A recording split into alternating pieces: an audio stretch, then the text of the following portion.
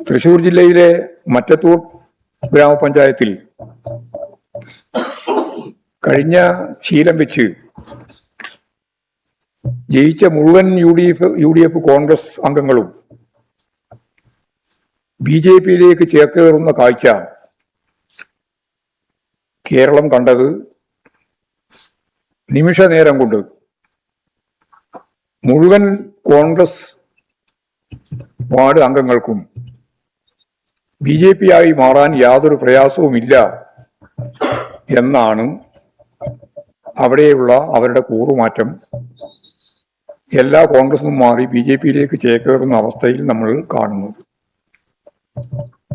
24 അംഗ ഗ്രാമപഞ്ചായത്തിലെ LDF-ന് 10 സീറ്റ് ഉണ്ടായിരുന്നു, UDF-ന് 8, കോൺഗ്രസ് 8, ബി.ജെ.പി 4, 2 സ്വതന്ത്രന്മാരുമാണ് ഉണ്ടായിരുന്നത്. സ്വതന്ത്രന്മാരിൽ ഒരാൾ LDF-നെ പിന്തുണക്കുന്നതിന് വേണ്ടി തയ്യാറായി. വോട്ടെടുപ്പ് ഘട്ടത്തിൽ ഏറ്റവും വലിയ കക്ഷി എന്ന നിലയിൽ LDF-ന് ലഭിക്കാനിടയുള്ള ഭരണം ഇല്ലാതാക്കുന്നതിന് വേണ്ടിയാണ് കോൺഗ്രസ് അംഗങ്ങളെല്ലാം കാലുമാറി ബി.ജെ.പിയോടൊപ്പം ചേർന്നത്. അവിടെ കോൺഗ്രസിന്റെ ജില്ലാ പാർട്ടിയുടെ നേതൃത്വത്തിലുള്ള ജില്ലാ ജനറൽ സെക്രട്ടറി ഉൾപ്പെടെ അവരുടെ എല്ലാം പൂർണ്ണ പിന്തുണയോടുകൂടിയാണ് ഈ കൂറുമാറ്റം നടത്തിയത് എന്നിപ്പോഴും വ്യക്തമാവുന്നുണ്ട്.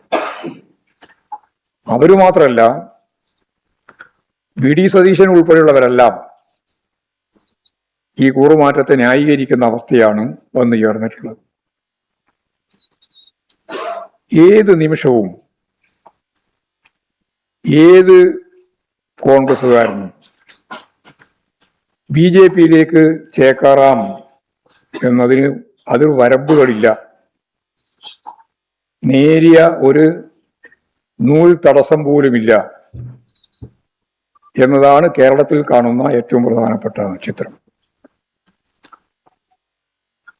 അഖിലേന്ത്യാ തലത്തിൽ മുമ്പ് അരുണാചലിലും പുതുശ്ശേരിയിലും ഗോവയിലുമെല്ലാം, അതിനു മുമ്പ് ത്രിപുരയിലും ഒക്കെ നമ്മൾ കണ്ട ഒരു കാഴ്ച,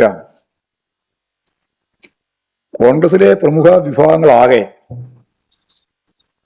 ബി.ജെ.പിയിൽ ലയിച്ച് ഭരണം കരസ്ഥമാക്കിയ ആ രീതി പുതിയ കേരള മോഡലായി ഇവിടെ അരങ്ങേറുന്നു എന്നുള്ളതാണ് ഗൗരവമുള്ള ഒരു കാര്യമായി നാം തിരിച്ചറിയേണ്ടത്.